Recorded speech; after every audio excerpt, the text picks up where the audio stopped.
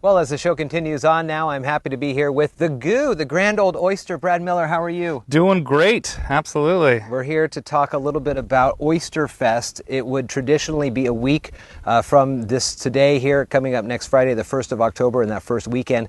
But things have changed because of COVID, and we're here to tell folks about a great opportunity that starts tomorrow, actually. Absolutely. So we're really excited about this year. Certainly things did not go as we had hoped, as we had planned. Really wanted to do something in person. Just, the stars didn't align how we wanted them to. So we're going to try our best having a virtual digital presence ultimately on that weekend. But yeah, you're absolutely right. Actually starting on Saturday the 25th, super excited. Just got everything ironed out that we're going to have fresh seafood shipped directly to people's homes. Oh, wow. So we're actually supported by Hamma, who great company, supports Oysterfest. Taylor, certainly, who's been supporting Oysterfest, and also Goose Point. Okay. So 3 great companies that have been with us for a very long time. Obviously, they send us their shuckers for all that entertainment. So, yeah. It's going to be available actually through their websites. We're going to have these great boxes to be shipped directly to, and I got to check my notes just to make sure that I get, sure. You don't want to get the this wrong. exact thing correct on what we're going to have to offer. But it's basically going to be from the farmer straight to your table, no waiting line at all, and imagine flash frozen, topped off oysters with compound butter for you to thaw and bake at home, tasty coconut curry or cioppino manila clams, or a delightful breaded pan oysters. There will also be some shooters you're able to get, pre-shucked oysters. So really excited with these 3 companies helping us out, and so a portion of all their profits will be coming back to the Skookum Rotary Foundation so that we can continue giving money out to this community wherever needed, so we can still keep that mission of Oysterfest alive. There's no samples?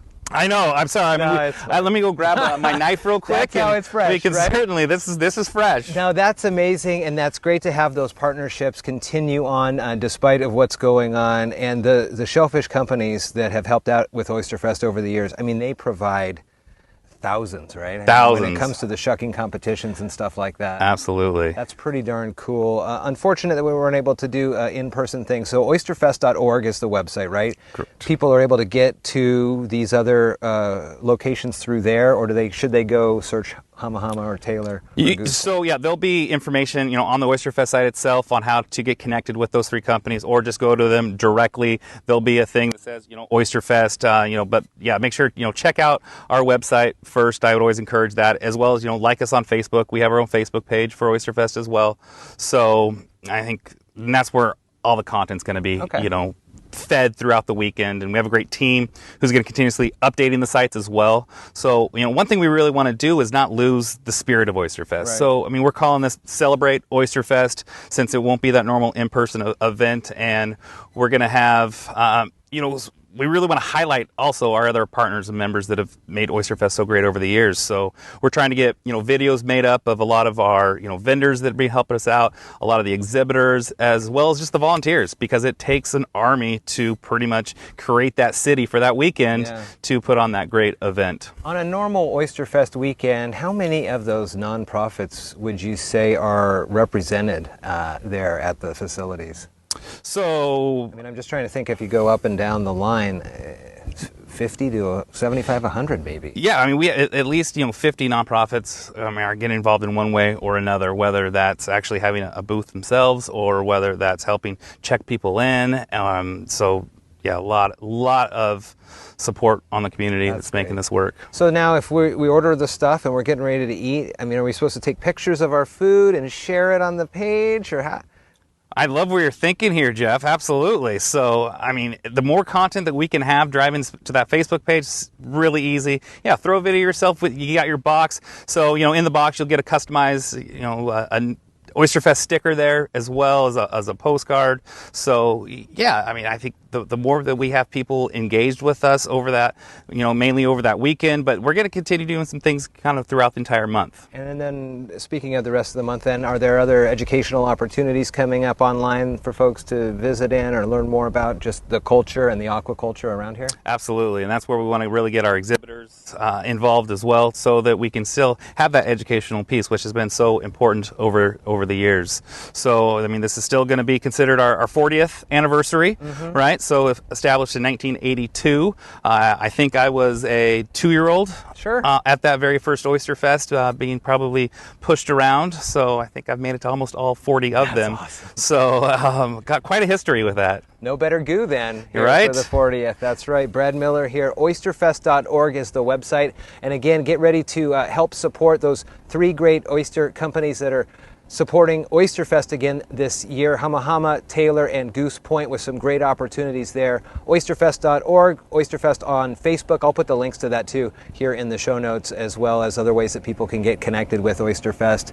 And what about just membership and being part of the club? That's still going on? You still looking for people? Absolutely. It never stops, right? Currently all of our meetings are still virtual, which there's some advantages to that as well. We're getting very top speakers to come in because you no longer have to get up and be somewhere at 7 a.m. right? They could just, from the comfort of your living room, just kind of zoom into a meeting just to check us out, see what's going on. Hopefully we'll be doing in person whenever we can, whenever it's safe again to get everyone back together. But I think Rotary itself, phenomenal international organization, right? And so our local club is just one small thing of just a whole greater good, but just our mission of just doing great work in our community as well as worldwide. So encourage you to also just look into Rotary and how you can help your community. Very cool. I've had the opportunity to talk with them a couple times over this last year, and I know many of the folks through the dealings I do at the radio station, and it is a great group of folks who are very community-minded and very civic-minded. So if that sounds like you, maybe an opportunity there. Thank you, Brad. Absolutely. And we're excited about next year as well. Yeah, what's going on then? Just save the spot, right? Just mark the calendar. Save the date, unless some more craziness happens, but no reason to believe we will not be able to do a large in-person event where we're building the city again, and we're still looking at different places on where we want to house and make sure we have that venue. We have a few places that we are looking at, so it's going to be fantastic, guarantee it. So mark the date on your calendar, because fortunately I get to be goo again. So I get to do a repeat, which is even nicer. So nice. We're gonna not hold anything back. Very ideally. cool, very cool. The goo now and the goo then. It's Brad Miller from Skookum Rotary. Thank you. Thank you so much. Appreciate it.